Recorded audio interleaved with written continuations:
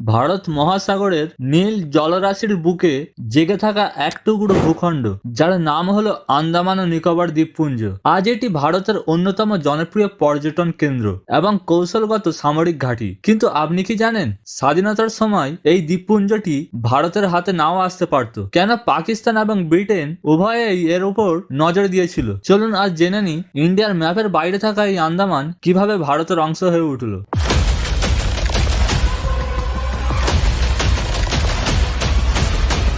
আন্দামানের আধুনিক ইতিহাস শুরু হয় 1789 সালে, যখন ব্রিটিশরা এখানে প্রথম পা রাখে। তবে মাঝখানে কয়েক বছর বিরতির পর 1857 সালের সিপাহী বিদ্রোহের পর ব্রিটিশরা একে ব্যবহার করতে শুরু করে এক ভয়াবহ কারাগার হিসেবে। নাম দেওয়া হয় কালাপানি। ভারতের মূল ভূখণ্ড থেকে শত শত মাইল দূরে হওয়ার কারণে বিপ্লবীদের এখানে নির্বাসন দেওয়া হতো, যাতে তারা আর কখনো ফিরে আসতে না পারে। তৈরি করা হয় কুখ্যাত সেলুলার জেল। বীর সাভারকর থেকে শুরু করে বহু বিপ্লবী এখানে রক্ত ঘাম ঝরিয়েছেন। কিন্তু ইন্টারেস্টিং ব্যাপার হলো, ব্রিটিশরা যখন এই দ্বীপকে কারাগার বানাচ্ছিল তখন তারা জানতো না যে এই বন্দীদের আত্মত্যাগই একদিন এই দ্বীপকে ভারতের সাথে আত্মিকভাবে জুড়ে দেবে। ইতিহাস মোড় নেয় 1942 সালে, ঠিক দ্বিতীয় বিশ্বযুদ্ধের সময়। জাপান এই দ্বীপপুঞ্জ দখল করে নেয়। 1943 সালের 30 ডিসেম্বর নেতাজি সুভাষচন্দ্র বসু এখানে ভারতের পতাকা উত্তোলন করে। জাপানের এই দ্বীপপুঞ্জের নিয়ন্ত্রণ নেতাজির আজাদ হিন্দ সরকারের হাতে তুলে দেয়। নেতাজি এর নাম দেন শহীদ স্বরাজ দ্বীপ। ব্রিটিশরা ভারত ছাড়ার